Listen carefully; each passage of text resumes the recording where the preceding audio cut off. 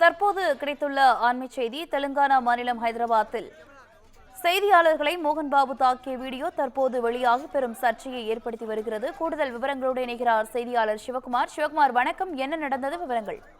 அதாவது பிரபல தெலுங்கு நடிகர் மோகன் பாபு மற்றும் அவரது மகன் மஞ்சு மணேஷ், அதாவது மனோஜ் ஆகிய இருவருக்கு வந்து இடையில சொத்து தயாராக இருந்துட்டு இருந்தது. இதுல கடந்த 8ஆம் தேதி மோகன் பாபு தன் மகன் மனோஜை தன்னை தாக்கியதாக போலீஸ் தரப்புல தெரிவிக்கப்பட்டிருந்தது. இது தொடர்பாக விசாரணை நடத்திட்டு வந்த நிலையில 2 நாளைக்கு முன்பு என்ன பண்ணாரு, மோகன் பாபு தன்னை தாக்கியதாக காயங்களோட ஹைதராபாத்ல உள்ள நிலையத்துல போய், காவல் நிலையத்துல போய் அவரோட பையன் மனோஜ் புகார் அளிச்சிருப்பாரு. அதோட மட்டும் இல்லாம இது தொடர்பாக மஞ்சு மனோஜ் என்ன பண்ணாரா, தன்னோட சமூக வலைதள பக்கங்கள அறிக்கை ஒண்ணு வெளியிட்டு அதன் அடிப்படையில நேர்மையான விசாரணை மூலம் தனக்கு உரிய நீதி வழங்கணும்னு சொல்லி தெலுங்கானா முதல் மந்திரி ரேவந்த் ரெட்டி, அதே மாதிரி பாத்தீங்கன்னா ஆந்திரா முதல் மந்திரி சந்திரபாபு நாயுடு, துணை முதல் மந்திரி பவன் கல்யாண் உள்ளிட்டோரை குறிப்பிட்டு தெரிவிச்சிருந்தாங்க. இது அந்த ஸ்பீல்ல ரொம்ப ஒரு பெரிய சென்சிட்டிவ் ஆகினதுனால அடுத்து என்ன பண்ணாங்கன்னா, இது குறித்த உண்மையான நிலவரம் மக்களுக்கு தெரிவிக்கிறதுக்காக இன்னைக்கு செய்தி சேகரிக்கிற செய்தியாளர்கள் ஹைதராபாத்தில் உள்ள மோகன் பாபு வீட்டுக்கு இன்னைக்கு போனாங்க.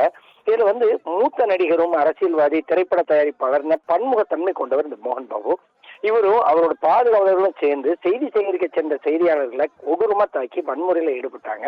அதே மாதிரி பாத்தீங்கன்னா செய்தியாளர்கள் மைக்கையும் பிடுங்கி அதன் மூலமா செய்தியாளர்களை மோகன் பாபு தாக்கிய நிலையில இது தற்போது ஒரு மிகுந்த பரபரப்பை ஏற்படுத்தியிருக்கிறது.